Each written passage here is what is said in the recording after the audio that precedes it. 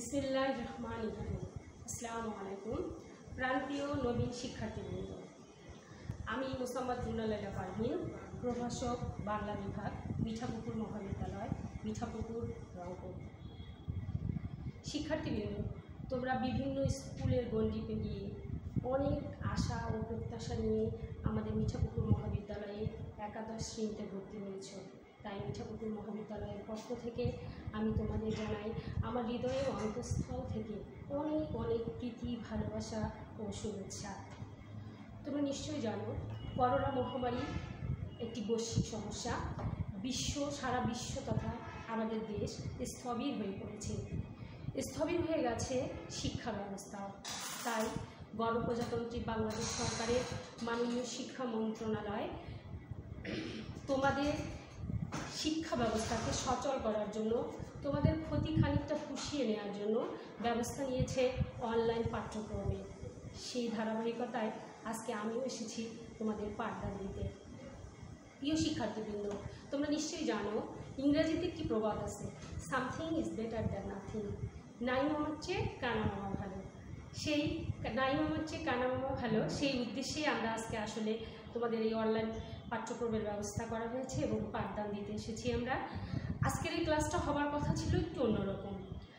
আমার দীর্ঘ 16 বছরের অভিজ্ঞতায় দেখা গেছে যে এই প্রথম ক্লাসটা হয়, বাংলা ক্লাসটা হয় একটু অন্যরকম। অনেক নতুন প্রবীণ মুখ, হাস্যোজ্জ্বল প্রাণবন্ত মুখ নিয়ে একটি জাঁকজমকপূর্ণ ক্লাস। কিন্তু এই করোনার করাল গ্রাস আমাদের কাছ থেকে কেড়ে নিল এই সুন্দর দিনটি, আর তোমাদের কাছ থেকে কেড়ে নিল কলেজ জীবনের প্রথম দিনের সেই স্মৃতিময় দিনটি। কিন্তু কি করা যাবে, বিধাতার এই পরিহাস আমাদের মেনে নিতেই হবে। যাই হোক, আজকে আসা যাক পাঠদান প্রসঙ্গে। আমি তোমাদের পড়াবো বাংলা প্রথম পত্র। বাংলা প্রথম পত্রের মধ্যে কি কি আছে সিলেবাসটা তোমাদের আমি একটু জানিয়ে দিই। তবে একটু বোর্ডের দিকে তাকিয়ে দেখো, এখানে লেখা আছে সিলেবাস। এই সিলেবাস বাংলা প্রথম পত্রের সিলেবাসে প্রথমে আছে সাহিত্য পাঠ। সাহিত্য পাঠের মধ্যে রয়েছে গদ্য, কবিতা ও সহপাঠ। সহপাঠের মধ্যে রয়েছে উপন্যাস, লাল সালু এবং নাটক সিরাজউদ্দৌলা। এবার জানিয়ে দেই সাহিত্য পাঠের মধ্যে কি কি রয়েছে। সাহিত্য পাঠের মধ্যে রয়েছে গদ্য এবং কবিতা। তোমরা নিশ্চয়ই জানো এবার সিলেবাস একটু পরিবর্তিত হয়েছে, তাই তোমাদের আমি প্রথমেই জানিয়ে দিচ্ছি পরিবর্তিত সিলেবাস সম্পর্কে একটু ধারণা। তোমরা দেখো, গদ্যের মধ্যে রয়েছে অপরিচিতা রবীন্দ্রনাথ ঠাকুর, রয়েছে বিলাসী শরৎচন্দ্র চট্টোপাধ্যায়, গৃহ রোকেয়া সাখাওয়াত হোসেন, আহ্বান বিভূতিভূষণ বন্দ্যোপাধ্যায়, আমার পথ কাজী নজরুল ইসলাম, মানব কল্যাণ আবুল ফজল, মাসি পিসি মানিক বন্দ্যোপাধ্যায়, 52 দিনগুলো শেখ মুজিবুর রহমান, রেইনকোট আখতারুজ্জামান ইলিয়াস, মহাজাগতিক কিউরেটর মোহাম্মদ জাফর ইকবাল, নেকলেস গি দা মোপাসা। এবার আসা যাক কবিতায়।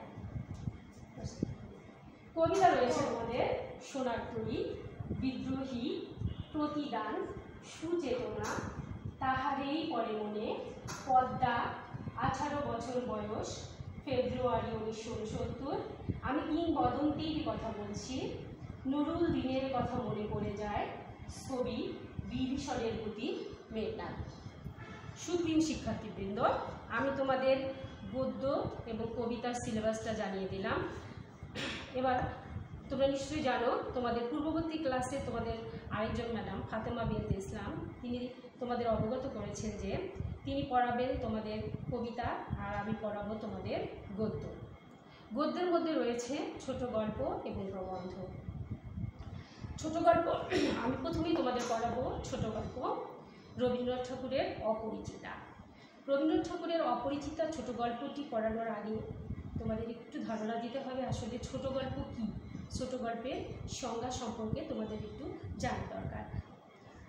আসলে ছোট গল্পের সুনির্দিষ্ট কোনো সংজ্ঞা নেই, তবুও বিভিন্ন সাহিত্যিক বিভিন্ন রকমভাবে ছোট গল্পের সংজ্ঞা জ্ঞাপন করেছেন। যেমন ইংরেজি সাহিত্যিক E.F.O তিনি বলেছেন যে গল্প অর্ধ থেকে অর্ধ থেকে 1 বা 2 ঘন্টার মধ্যে, অর্থাৎ এক নিঃশ্বাসে পড়ে শেষ করা যায়, তাহাই ছোট গল্প। ইংরেজি সাহিত্যিক H.G. ওয়েলস বলেছেন যে ছোট গল্প 10 থেকে 50 মিনিটের মধ্যেই শেষ হওয়া বাঞ্ছনীয়। কিন্তু আমাদের বিশ্বকবি রবীন্দ্রনাথ ঠাকুর, যাকে আমরা ছোট গল্পের সার্থক স্রষ্টা ও জনক হিসাবে জানি, তিনি তার বর্ষাযাপন কবিতার কয়েকটি কবিতার লাইন তুলে ধরে ছোট গল্পের সংজ্ঞা ও প্রকৃতি সম্পর্কে সুন্দরভাবে সংজ্ঞাবদ্ধ করেছেন। তিনি বলেছেন, ছোট প্রাণ, ছোট ব্যথা, ছোট ছোট দুঃখ কথা, নিতান্তই সহজ সরল, সহস্র বিস্তৃতি রাশি, প্রত্যহ যেতেছে ভাসি, তারই দুচারিটি অশ্রুজল। নাহি বর্ণনার ছটা, ঘটনার ঘন ঘটা, নাহি তত্ত্ব, নাহি উপদেশ, অন্তরে অতৃপ্তি রবে, সাঙ্গ করি মনে হবে, শেষ হয়েও হইল না শেষ। সুপ্রিয় শিক্ষার্থীবৃন্দ, তোমরা ইতিপূর্বে অনেক ছোট গল্প পড়ে এসেছো। আমার বিশ্বাস তোমরা 9-10 সিলেবাসে অনেক ছোট গল্প পড়েছো। ছোট গল্প সম্পর্কে তোমাদের মোটামুটি ধারণা আছে। তবে তোমাদের জানতে হবে যে শেষ হয়েও হইল না শেষ, এটাই ছোট গল্পের মূল কথা। তোমরা রবীন্দ্রনাথ ঠাকুরের হৈমন্তী যদি পড়ে থাকো, তাহলে সেখানে জানবে, সেখানে কবিতার শেষ লাইন, ছোট গল্পের শেষ লাইনটি ছিল, মা পাত্রী সন্ধান করিতেছেন, হয়তো মায়ের অনুরোধ অগ্রাহ্য করিতে পারিব না। এই লাইনটি পড়ে আমাদের মনে অনেক প্রশ্ন রয়ে যায়। মা পাত্রী সন্ধান করলেন, আমি মায়ের অনুরোধ অগ্রাহ্য করতে পারবো না। আসলে আমাদের গল্পের নায়ক শেষ পর্যন্ত কি বিয়ে আবার করেছিলেন? মায়ের অনুরোধ কি তিনি অগ্রাহ্য করতে পেরেছিলেন? নানা রকম প্রশ্ন যখন আমাদের অন্তরে রয়ে যাবে, তখনই মনে করতে হবে এটি সার্থক ছোট গল্প। সুপ্রিয় শিক্ষার্থীবৃন্দ, এই রবীন্দ্রনাথ ঠাকুরের ছোট গল্পে, প্রত্যেকটি ছোট গল্পের মধ্যেই আমাদের মনে অনেক অতৃপ্তি রয়ে যায়। গল্পটি পড়া শেষ হয়ে গেলেও আমরা পৃষ্ঠা উল্টিয়ে দেখি যে আর নেই, তার মানে গল্পটি কি শেষ হয়ে গেল? আসলে ছোট গল্পের বৈশিষ্ট্যই হচ্ছে হঠাৎ করে শুরু, হঠাৎ করে শেষ। সুপ্রিয় শিক্ষার্থী, ছোট গল্পের সংজ্ঞার পরে আমাদের জানতে হবে নামকরণ সম্পর্কে। তোমরা নিশ্চয়ই জানো, নামকরণ একটা শিল্প। That means art. বিখ্যাত মনীষী ক্যাভেন্ডিশ বলেছেন, a beautiful name is better than a lot of wealth. A beautiful name is better than a lot of wealth. একটি সুন্দর নাম এক গাদা সম্পদের চেয়ে ভালো। তাই আমাদের জানতে হবে ছোট গল্পের নামকরণ করা হয় কোন কোন বিষয়ের উপর লক্ষ্য রেখে।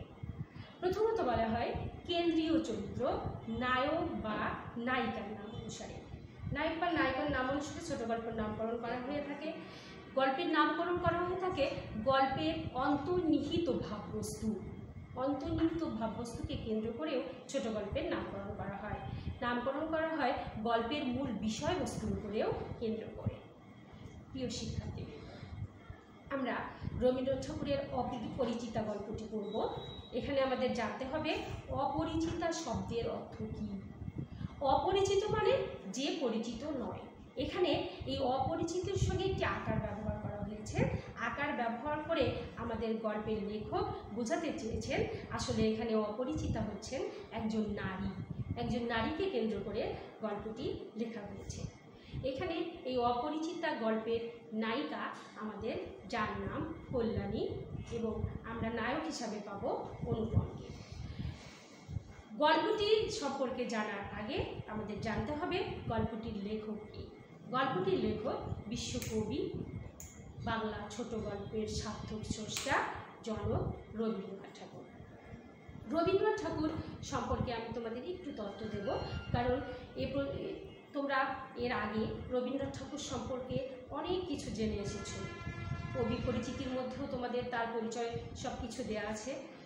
শিক্ষার্থীবৃন্দ, যেহেতু এটা অনলাইন ক্লাস, এখানে আসলে কবি পরিচিতি নিয়ে এত বেশি আলোচনা করলে আমরা হয়তো আমাদের সিলেবাসটাকে শেষই করতে পারবো না। তবু জানিয়ে দেই, রবীন্দ্রনাথ ঠাকুর বিশ্ব নন্দিত তারকা।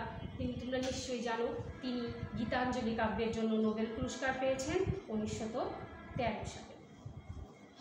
শিক্ষার্থীবৃন্দ, রবীন্দ্রনাথ ঠাকুর জন্মগ্রহণ করেছেন 1861 সালের 7ই মে, 1268 সালের 25শে বৈশাখ। কলকাতার বিখ্যাত ঠাকুর পরিবারে তিনি জন্মগ্রহণ করেছেন। তোমরা নিশ্চয়ই জানো রবীন্দ্রনাথ ঠাকুরের প্রাতিষ্ঠানিক কোনো শিক্ষা ছিল না, তিনি গৃহশিক্ষকের দ্বারাই শিক্ষিত হয়েছিলেন। তবু গৃহশিক্ষকের দ্বারা শিক্ষিত হয়েও আজ রবীন্দ্রনাথ ঠাকুর বিশ্বের নন্দিত তারকা, এক অপরিচিত এক অমর ব্যক্তিত্ব। শিক্ষার্থীবৃন্দ, তোমরা জানো রবীন্দ্রনাথ ঠাকুর বাংলা সাহিত্যের সকল বিষয়ে তার অবদান রয়েছে। নাটক, উপন্যাস, ছোট গল্প, কবিতা, সর্বক্ষেত্রে তার সমালোচনা।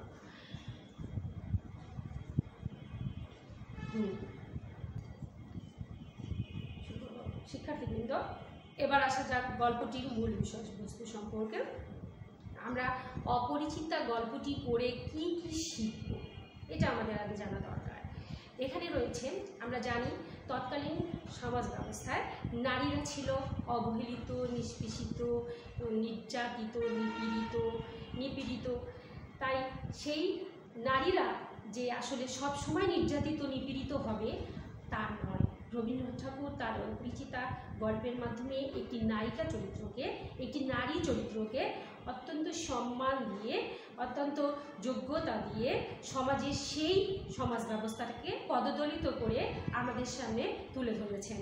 তিনি প্রমাণ করতে চেয়েছেন যে নারীরাও পারে, নারীরাও পায়। শরৎচন্দ্র চট্টোপাধ্যায় একটি কথা বলেছেন যে যারা অর্থের লোভে নারীকে বিবাহ করে তারা আসলে তাদের স্ত্রীদেরকে ভালোবাসিতে পারে না, কিন্তু পাত্রীর অভিভাবকরা সেটা কখনোই বুঝিতে পারে না। আমরা এই অপরিচিতা গল্পের মধ্যে এই কথাটির ব্যাখ্যা পাব। গল্পের মূল বিষয়বস্তুর মধ্যে রয়েছে অনুপম নায়ক চরিত্র এবং নায়িকা চরিত্র কল্যাণী।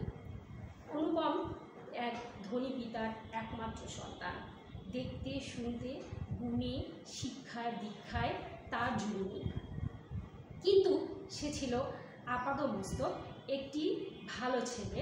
কিন্তু তার শিক্ষক, ক্লাস শিক্ষক তাকে সবসময় বলতো মাকাল ফল। তোমরা নিশ্চয়ই মাকাল ফল সম্পর্কে জানো। তো মাকাল ফল আসলে কি? মাকাল ফল হচ্ছে দেখতে সুন্দর, কিন্তু ফলটিকে যখন আমরা ভেঙে ফেলি দেখা যায় তার মধ্যে দুর্গন্ধ ছড়ায়। তাই দেখতে সুন্দর হলেই যে একজন মানুষকে আমরা ভালো মানুষ হিসেবে বলতে পারি সেটি নয়। সেদিন আমাদের গল্পের নায়ক পণ্ডিত মশাইয়ের এই কথা শুনে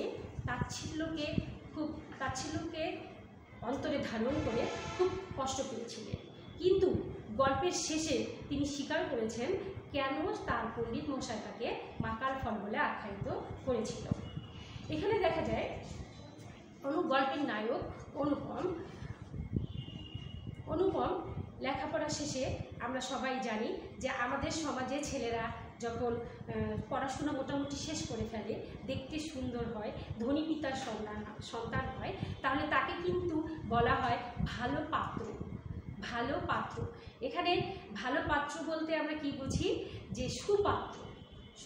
এবং প্রত্যেক কন্যা দায়গ্রস্ত পিতা একজন সুপাত্রের হাতে তার কন্যাকে কিন্তু দান করতে চান,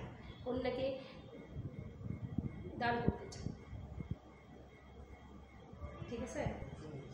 প্রিয় শিক্ষার্থীবৃন্দ, আসলে আমার ক্লাসের সময়সীমা শেষ হয়ে গেছে, আমি তোমাদের সাথে আর বেশি কিছু বলতে পারছি না।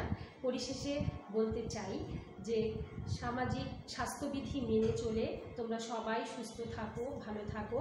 আগামী ক্লাসে আমি তোমাদের এই অপরিচিতা গল্পের বিষয়বস্তুটি সুন্দরভাবে তোমাদের বুঝিয়ে দেব।